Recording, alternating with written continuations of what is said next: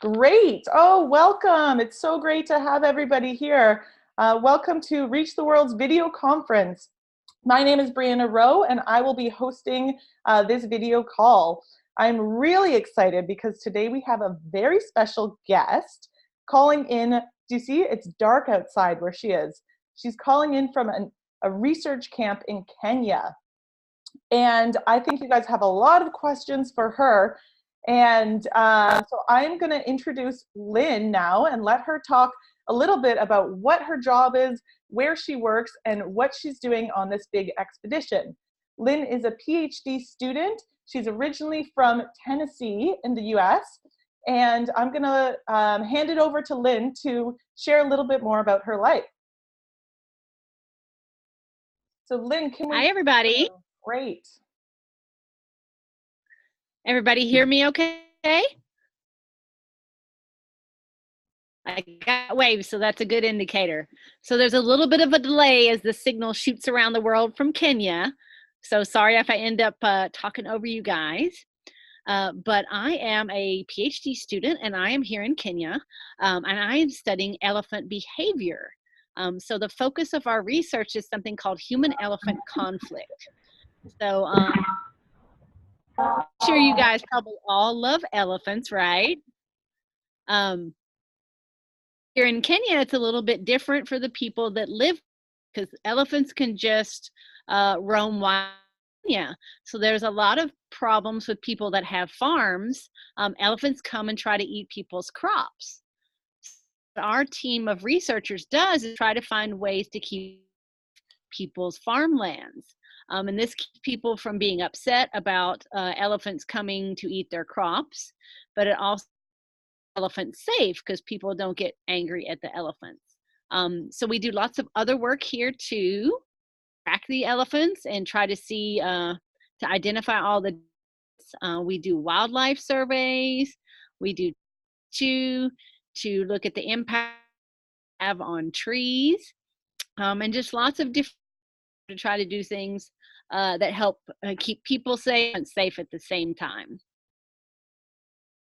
Great, Lynn. And can you tell us a little bit about where you are right now? Why is there a delay and why is it dark outside?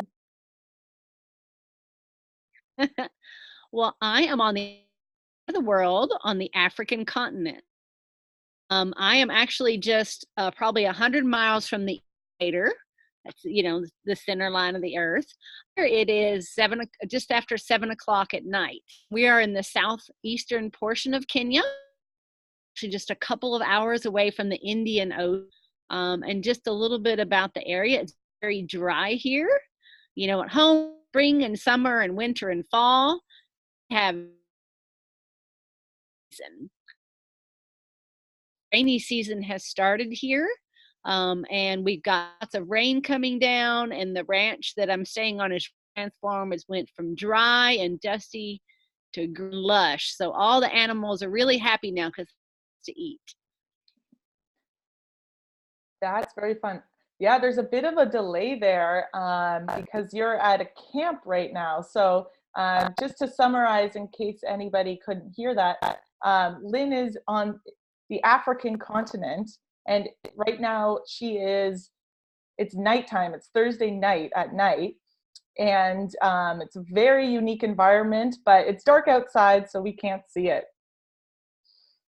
So Lynn, before we get to some questions from the classroom, can you share a little bit about what your expedition is going to be like, how long you've spent in Africa, and how you got to be where you are today? Sure. Well, I ended up going back to school later than most people. It's what we call a non-traditional. So a few years back, I went and got my undergraduate degree. Then I went on for my master's degree and my PhD here in Kenya with Auburn University. And sorry, what was the rest of the question? And how did you end up in Kenya? So we have an Earth. Earthwatch is a scientists volunteers. It's like an expedition, and we had heard about this place ago in Kenya and conflict. So we set up this project here to try to come out and introduce people to ways to help keep elephants out of crops, and also to involve people in the lives of different local people, so they see that how people live that have to live alongside of elephants, and try to understand the challenges that they face. Wow. So it's like as if an elephant is living in people's backyards. It really is. We're at a camp here, which is in the bush. Sometimes I can walk out, and thank goodness we have a fence. I can just see elephants walking by, or we can see where lions came by the night before. And the people in these communities live in areas like this one, which are with safe elephants, or like national parks. And since these fences, the animals can actually cross in these areas. So the animals face challenges too, because they have to cross roads and navigate neighbors. And of course, people have to cope with life dangerous for them, and quite challenging. Wow. And how long have you been in Kenya now on this expedition? So this been here over another month before I go back home for a while. Wow, another month. That's exciting. Mm-hmm. All right, so I think that the classrooms I want to give them the chance to introduce themselves. And so if Miss Reynolds or one of the teachers at the classroom wants to come up and introduce their classroom and share a little bit of information, then we can start to get to know you guys and start to ask some questions. So I'm going to unmute the classroom here. It looks like there's maybe more than one classroom. Let's unmute here. Hi, can you hear us? Yeah, we can hear you.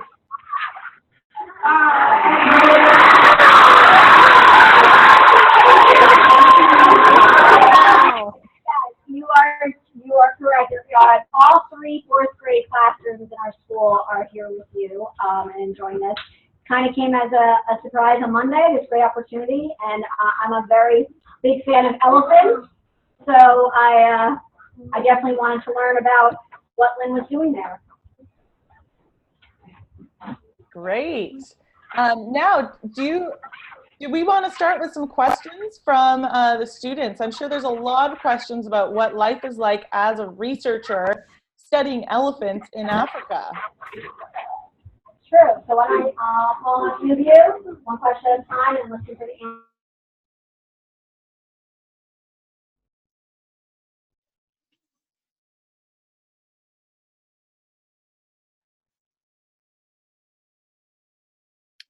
They froze up on me from They froze here. up on me too. Let's see.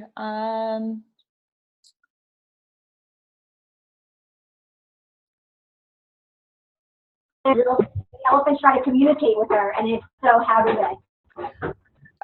Can you guys please repeat that question? We just lost your video for a little bit. Sure. The question was, when Lynn is working with the elephants, do the elephants try to communicate with her? And if they do, in what ways? Okay, Lynn. That's a really good question. Well, so one of the things that fascinates me most about is the different ways that they do communicate. Elephants are very aware of people, and every it is going to be very different. Some are not scared at all. Some elephants will run away from, and some elephants will try to act big, like they're not scared of people. So elephants have that they communicate to people that can be very different. So for example, if an elephant is feeling afraid, they'll come up and they'll stick their ears out, and they might run up. That's called a mock charge. So you know if they're like that you should move away slowly. But other times they'll just keep doing they'll walk around, they'll keep eating grass, or drinking water. And when they do that, they're pretty relaxed and it's safe to be around. So really the only way that they try is when they're trying to send a message to you if they're or uncomfortable. And a lot of times forget that you're there. So you might be sitting there watching them and you get to see them kind of communicate with each other. Trumpet, or you'll see them, you know, their trunks or things like that. Wow, very cool. So they'll raise their ears when they're doing a mock charge, and they'll communicate with each other with trumpeting. Very neat. All right, let's open it up to another question. The classroom is unmuted. Okay, you guys are a bit delayed. Again, let's see.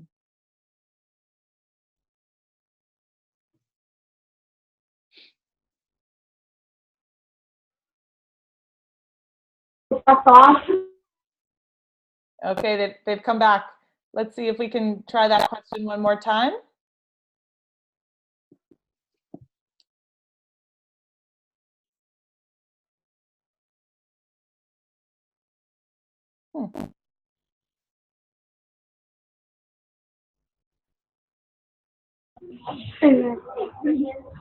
Okay, I stopped your video, so now we can hear you guys. Do you mind asking that question again? Sure. Evelise was asking, do they practice, do they cut the tusks off of the elephants in that area so they aren't prey to the poachers? That's a very good question. So do people cut off the tusks of elephants? And let's see. Okay. In this area, no, they definitely do not. Only reason that they would cut tusks off, some elephants that actually fence break, but we don't see elephants like that in this direct area. A really good job of handling their poaching. So very few elephants are poached out of Kenmore, thankfully. But it's important to know that important role for elephants. Really use them to kind of mock back and charge with each other, competition over females. So it is for them. And also elephants use tusks to dig, and they'll use it to bark strip things off trees. So you really don't want to take tusks off an elephant unless it's necessary. So most conservation elephants attacked like we have here on Rukinga Ranch. We also have a gyrocopter pilot that goes morning, scans the area to make sure that everything's doing fine with the elephants. That's really interesting, Lynn, especially because, you know, we've all heard about poaching and poaching being such a big problem because people are looking for the tusks of elephants to you know, create different artifacts with and create art, and really to have as this as part of their decoration in their homes. And that's becoming a big threat to elephants. So we actually have a question from Ms. Callis's 5th grade class in Tennessee. And they're asking, what do you see as the biggest threat to African elephants? Well, hi, Tennessee. I'm from Tennessee too, so I can't wait to get back to the Nashville area.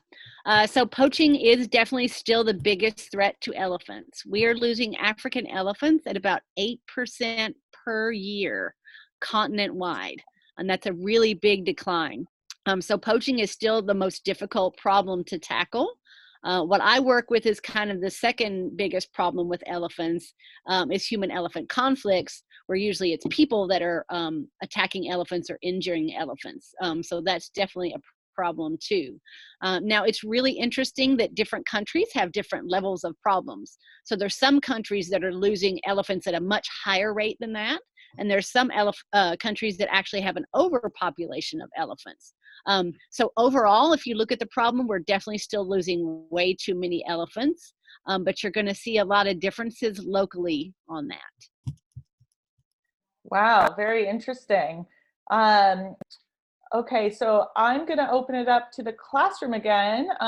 We lost you guys last time. I had to shut off the video because we couldn't get a connection. So I'm going to unmute and we'll see if someone can ask their question again. Okay, great. Thank you. Let me see. Charlotte?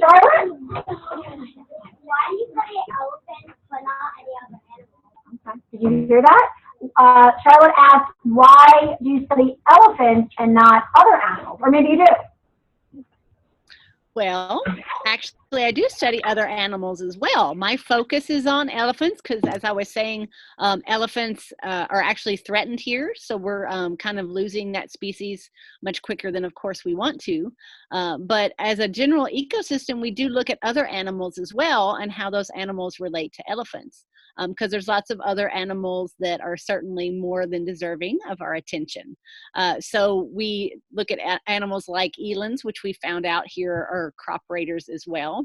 And we actually do wildlife surveys on in the wildlife sanctuary here. So we go out in a vehicle and we actually will stop and count different species of animals and write down how many and the ages of the animals. So we do look at other animals as well.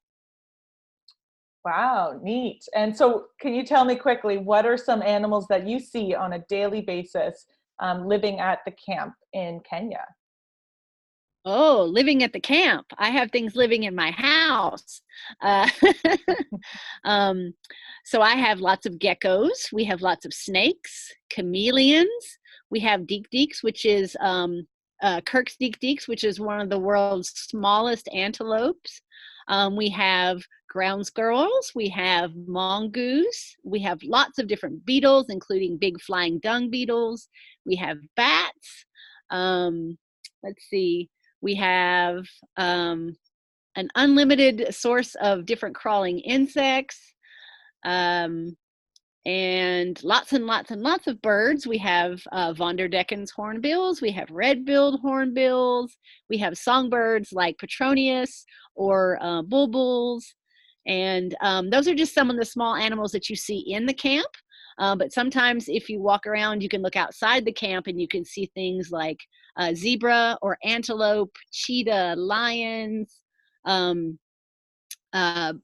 bushbuck, water bucks, giraffe. We have Maasai giraffe here. We have a critically endangered Grevy's zebra as well, which is a bit of an unusual species. There's only about 2,000 of those left in the wild. And vultures, and I could just go on and on about the different species that you can find here. Wow, very different than where I am in New York and probably where Ms. Reynolds' class is in New Jersey.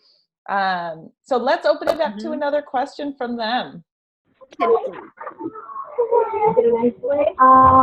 Riley? How often do the elephants come to people's crops? Right. Did you hear that? How often are the elephants going in and crop raiding? Is it a daily occurrence? Very good question. So 2 crop growing seasons here. So one is starting right now. The farmers have just planted their crops and they're probably going to harvest them. Now after that, there'll be a dry period for just a little. Start planting their crops again in March and harvest in June.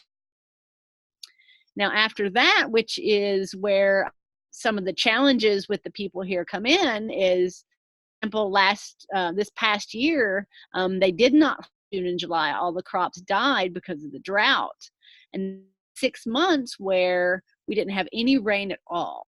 So elephants normally come about twice a year where there's crops to raid. And when there are crops, usually they're every single night. Some of our deterrents are working and then maybe they don't come as often. So it's a very, very common occurrence. Wow, I can't even imagine that, because if an elephant comes in and just eats the entire crop of your family's farm, then all of the money that you were going to earn for the year and all the food for you to and your family to eat is just destroyed. So that must be really hard for the community.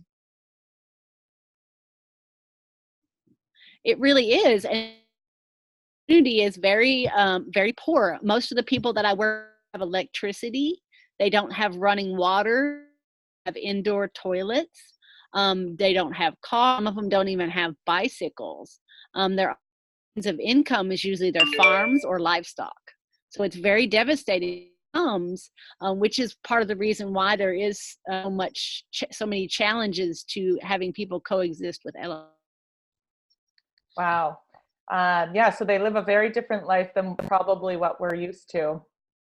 So we're going to have another question here from the classroom.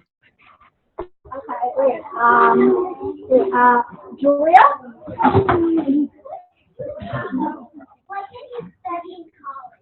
Oh, did you hear that? Julia wants to know what Lynn studied in college to get her to this point. Great question. Sure. Well, actually, the first time I was back in the 1990s, so that tells you how old I am. I studied communications, and then I didn't do college for a while, and I decided I wanted to go back, which just shows you guys, too late to pursue the things that you're really passionate about. But when I went graduate degree, I got that in zoology, and then I just finished up my master's degree, which is a little bit more general biology, and it was studying elephants.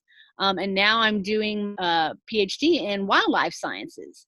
So it's all a form of biology, but it's really working with animals and wildlife.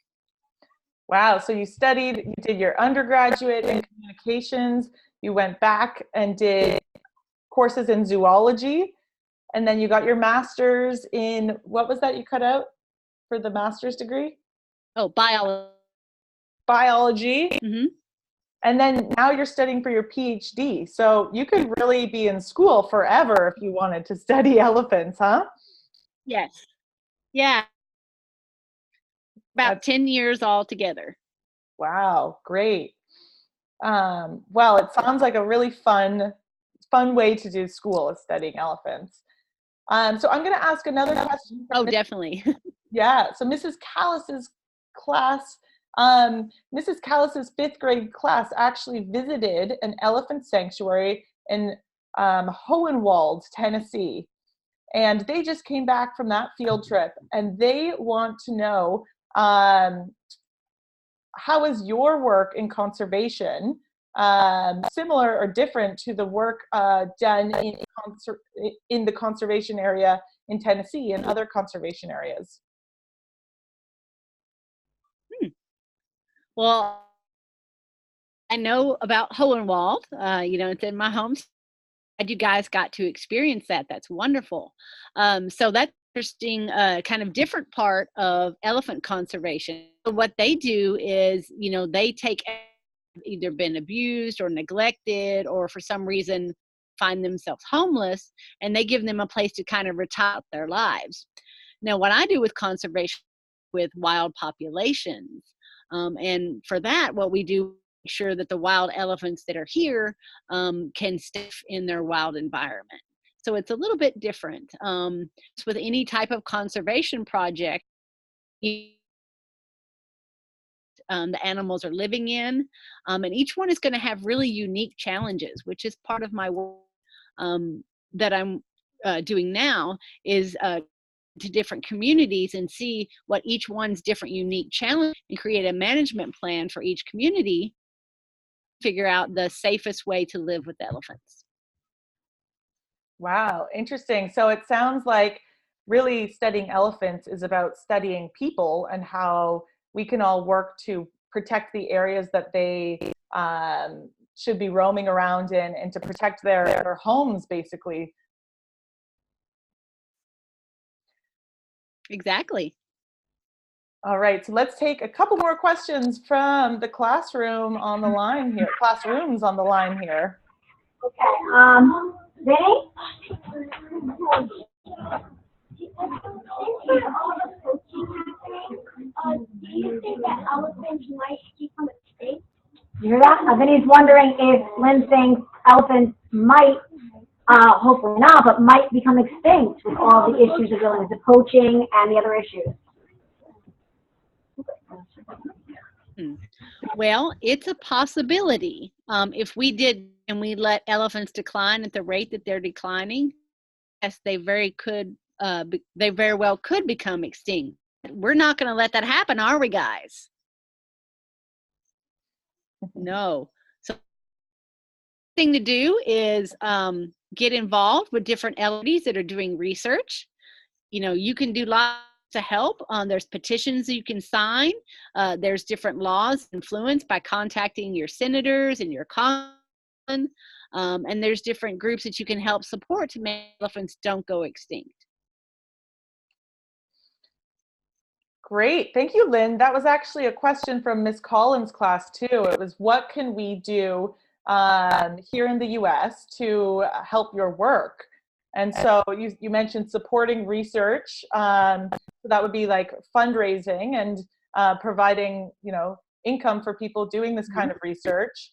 And then working on petitions and advocacy. So figuring out what laws are actually in the United States that impact the rest of the world and elephants all around the world. That was a great question. And I'm going to open it up again to the classroom. Hi. Let's see. I don't know. Angelica? So, what are you going to do to make, to stop the people from trying to hurt the elephants? So the farmers trying to hurt the elephants, or the elephants getting into their crops, what exactly do you do to help prevent that? Yeah, great question. Really great question. So there's actually a lot of things because it's a very difficult problem. We want to protect people and we want to protect elephants. One of the things we can do is help people lift themselves out of poverty. Have such a hard time living with elephants. It can be so harmful if the elephants come and eat them. So we want to teach people different ways and different jobs that they can do to where they can earn more money and not be in such a sad state. So when elephants do come, it won't hurt them as much or hurt the loss of their. But we also specifically come up with different elephant deterrents. Now a deterrent is fence in which you can put it up around a farmer's to keep that elephant from going into the crop. Different ones that we've tested, and for example, we have a metal strip fence that's doing pretty well at out. And this is interesting because you just take metal and you cut them up into little strips, and you hang them around the area that you on a wire. And when the wind blows, or if somebody and touch the fence like an elephant, it makes a really loud jam, like a giant wind chime. So it sends away without hurting the elephants, and it the farmer up to let them know that there's an elephant outside, so they might scare it away. So if we people's crops, then people will probably be likely to want to hurt elephants. Very interesting. So the two major things there is to provide other jobs, so that people don't have to rely completely on farming. And the second one is to create deterrents like fences or other ways to make sure that the farms are separate and protected from the elephants. It sounds like a very big job, but a very important one. Right. It is. All right, let's see if there's any more questions from the classroom. I think we have a lot. There are a lot, actually. Okay. Alyssa. If elephants didn't exist, what animal would you study? Ooh, if animals, did you hear it? If elephants didn't exist, what animal would you study? Oh, that's a good question because I'm in. Well, I enjoy dolphins and whales, which are cetaceans, but I'm very interested in primates, which are things like chimpanzees, baboons, and monkeys. So those would probably be my top. All very cool animals. All right, let's see if there's another question. Another one. Okay. Nick? Why did you want to become a scientist and not become a doctor? Cool. You hear that? Why did Lynn want to become a scientist, researcher, and not something else? Yeah, so Lynn, you have to say that one again, sorry. So Lynn, why did you become a scientist or researcher and not some other job? Another good question. Well, actually, the first time I went to school, I actually did something else for I guess maybe because I was afraid of it, but when I decided to go back to school, it was just always something I really always wanted to work with animals, and mainly, even more so, have a job where I could try to make a difference in the world. I really wanted to have something where, whether I made good money or things like that, for me to try to do work that I thought would help and make things better for people and for animals. And why were you afraid, Lynn, of becoming a scientist in the beginning? Well, I think, it's been a long time, but I was just a little bit intimidated by, having to feel like I would have to do math that I didn't think I could do. And definitely that was learn that when you're faced with something that's challenging, you should never definitely at least try, because even though I waited 20 years, I went back to school and I did all the things afraid that I wouldn't be able to do. And I did them, even with, way wrong. So don't ever limit yourself to your dreams. Always at least give it a try. If you try and fail, that's okay. People fail all the time. I get turned down all the time, but always pick yourself back up. And even if you don't succeed, at least you can say, Great, Lynn. Well, you're trying and you're definitely succeeding with this very cool expedition. Let's see, I think we've got a ton of questions. Thank you. We do. There is one, I haven't prepared questions like yesterday and think of some, and one that kept coming up over and over again was one that I'll just ask because a lot of kids had it. What is your favorite part of your job?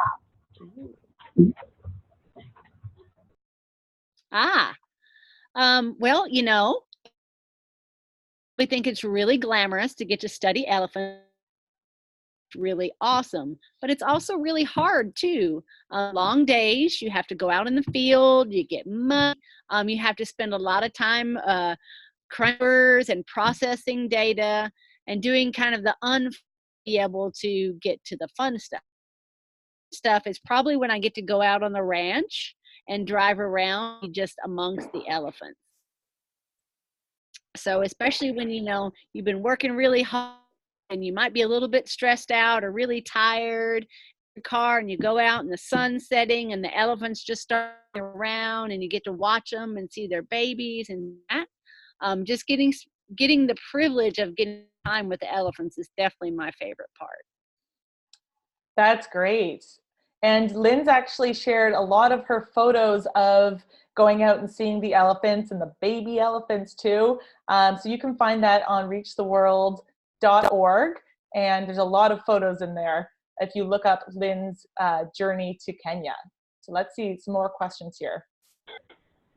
Sure. Let me get back there. Mateo?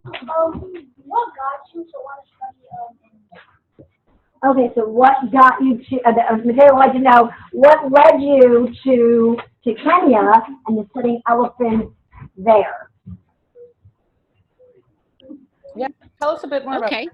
Well, sorry, go ahead, say again. Yeah, so what led you to studying elephants in Kenya? Well, I met a man named Dr. Bruce Schulte, and he was my teacher when I was doing my master's. And what he had done was approach the Earthwatch I mentioned, and they were looking to set up an expedition that had to do with elephants, and he was really hoping to do some work in Kenya. This is an area where there's a lot of human wildlife. So once he got some grants and funding from Watch, he was looking for a student, and I was for some place to do my master's, and of course I could get to work with elephants. So it worked out perfect. He was looking for someone, and so was I. I got a chance to work for him and come do the project here in Kenya. Great. And how could the students sitting in the room maybe someday soon, get to Kenya to study elephants?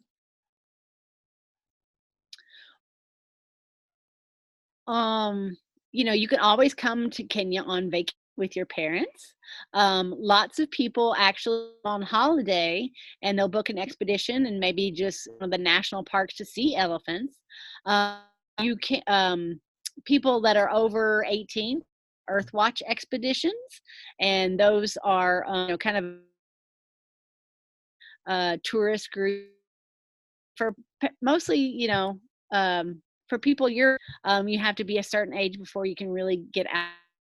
But as you get older, you can definitely come and take part in expeditions here, or you can sign up for several different or tour groups to be a part of work with.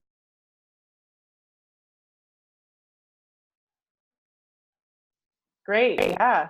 Oh, yeah, you cut out there a bit, but if you're in the room and you're looking to study elephants or go to Kenya, you can go in as a tourist or as a student and begin researching and studying and applying for different ways to go on an expedition. So let's open it up to the classroom one more time.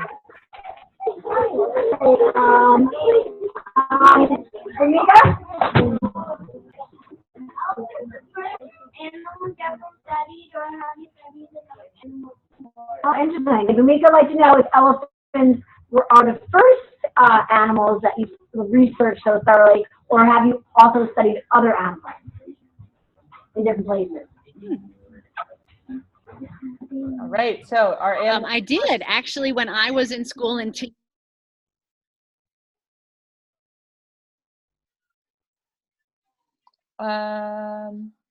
Hold on, Lynn.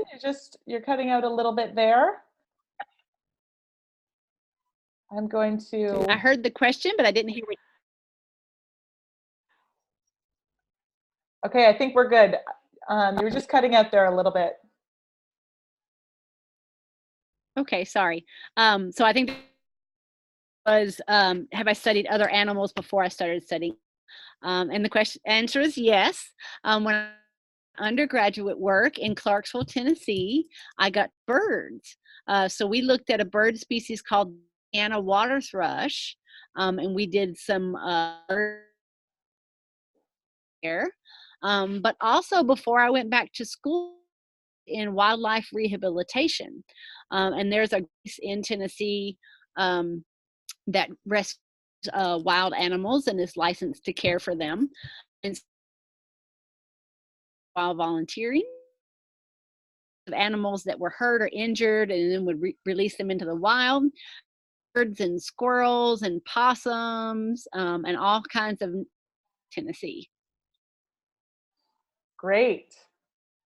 All right, let's see. If I know there's a lot of questions here. I'm sure we can take a couple more. Okay, we'll take a couple more. Katie?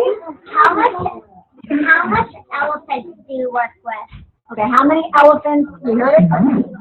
Yeah, how many elephants do you work with, and how many are left in Kenya?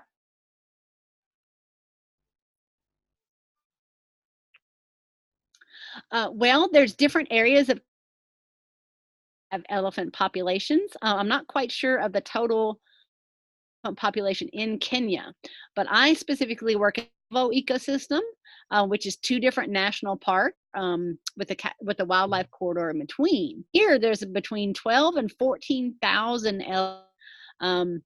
Now, on the ranch that kind of stationed at in the research, from day to day, we could have anywhere any right now, there's not a lot of elephants around because they've migrated somewhere else, but pretty are going to be flooding back into the area if the trend. And so around Christmas time, we should be having about 100 elephants around. And it gets very noisy because elephants will be surrounding the camp, breaking branches. You can lay in your bunk at night and you can listen to them rushing and trumpeting in the water hole nearby. So it's pretty exciting. Wow, so you really are living with the elephants. All right, I'm gonna Yes. go back to the classroom here.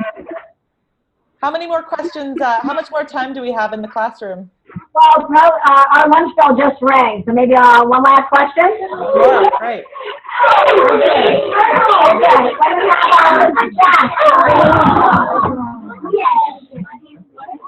I'm sorry, say that again, Josh? Oh, that's no. Well, how could you not, right? Josh, I'd like to know what about elephants makes you love learning about them and researching them so much?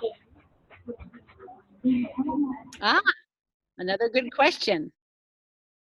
Well, probably what drew me to elephants. Sorry, a bat just flew by. What drew me to elephants was probably one of two things. Have a really interesting social structure. So you may know about the fact they have a matriarchal group, which means the oldest female is the elephant that's in charge, and she leads all the rest. So a herd is usually made up of the female matriarch, offspring, and her sisters and her cousins. So it's really interesting, their family group, knit they are. But also for elephants, really interesting communication. So elephants are one of the best communication animal kingdom. So not only can you listen to them and hear, they trumpet, they rumble, and things like that. There's something interesting sound. You guys may have heard about this before. Beings, we can only hear things within a certain frequency. Well, elephants actually communicate below normal. So elephants can be talking to each other. We can't hear it. In addition to that, also communicate seismically. So they can feel vibrations with their feet. And on top of that, they can also communicate with chemicals. You may have noticed if you looked at pictures of elephants, which would be here on a human, you can see things streaming down. Well, that liquid that's coming out of that little forehead contains chemicals that elephants can smell. I don't know if you know this, but elephants have one of the best senses on the entire planet. So they can smell what is coming from those chemicals, and those are a way for them to communicate. So say that an elephant is really happy, they might have that gland, which is different from a secretion if they were very angry. So an elephant can actually smell what another elephant is feeling.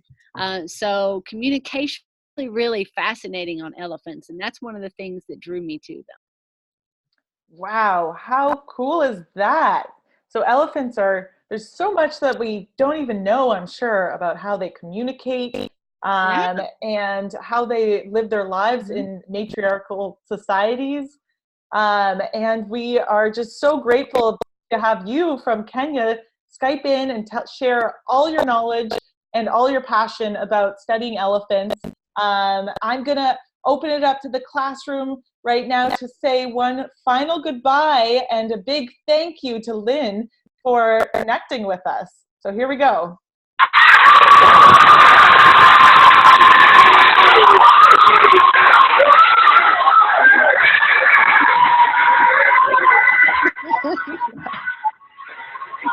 Great. Thank you guys for coming. Thank you guys for listening.